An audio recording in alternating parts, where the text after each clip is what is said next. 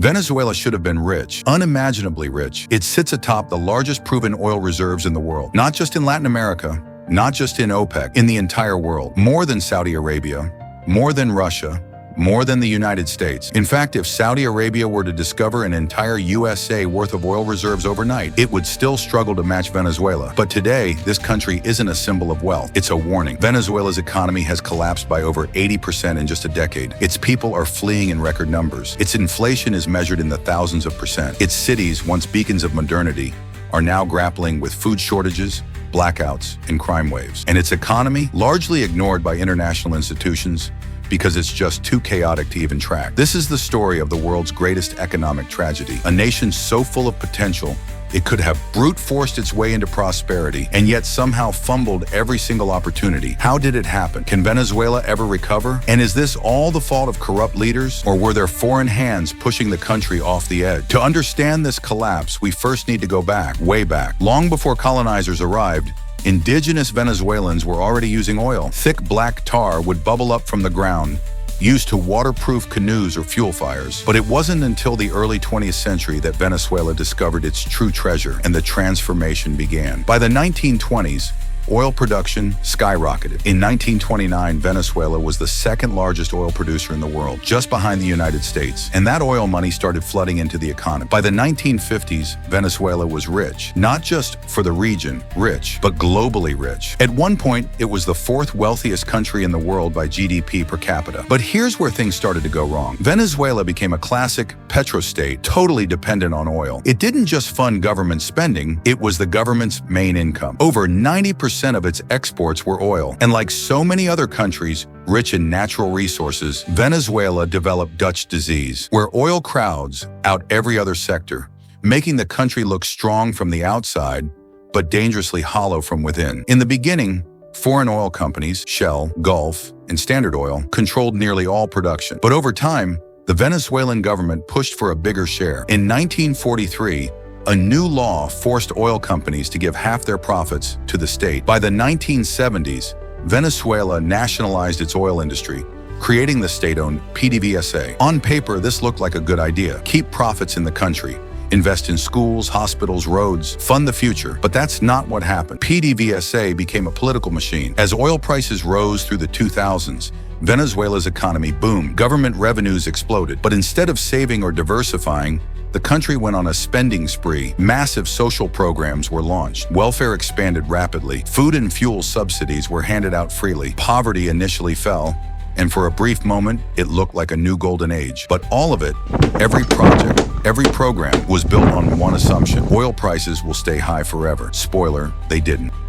When oil prices crashed in the mid-2000s, Venezuela's entire economy collapsed with them. The country had saved nothing. Instead of a rainy day fund, it had mounting debt, crumbling infrastructure, and the most oil-dependent economy on earth. Inflation exploded. In 2018, it hit 130%. By 2023, it was still hovering around 190%. The currency became so worthless that people carried cash in backpacks. Shops stopped labeling prices because they changed every day. The economy shrank, jobs vanished, people starved. How could things get this bad? Well, aside from terrible economic planning, Venezuela's government was also drowning in corruption. Billions simply disappeared from state accounts. Politicians used PDVSA as a personal ATM. Some funneled money out through foreign bond deals.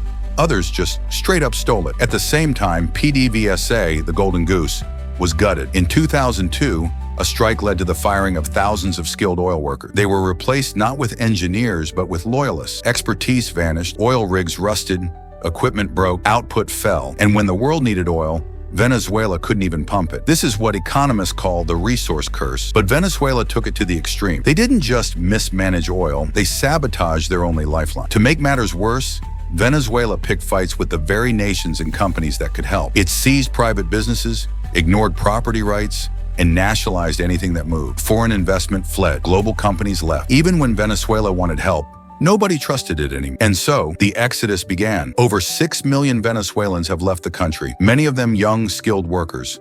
Doctors, engineers, teachers, all gone. This isn't brain drain, this is brain hemorrhage. The country is now running out of people who can fix things, manage industries, or teach the next generation. In desperation, the government has tried to cling to power. In late 2023, It ran a heavily criticized election. In 2024, it threatened to annex part of neighboring Guyana, apparently because they found oil there too. It's like losing your house to fire and deciding the solution is to burn down your neighbor's house. But if all of this sounds hopeless, there are still lessons to be learned. Norway, for instance, also discovered oil, but instead of blowing the cash, it created the world's largest sovereign wealth fund, worth over $1.6 trillion today. They only spend the investment returns, not the oil money itself. And they made long-term plans to invest in education, infrastructure, and clean energy. Venezuela did none of that. Its wealth went not into investments, but into keeping the ruling class in power. No 3% rule, no fund, no transparency, just vote buying,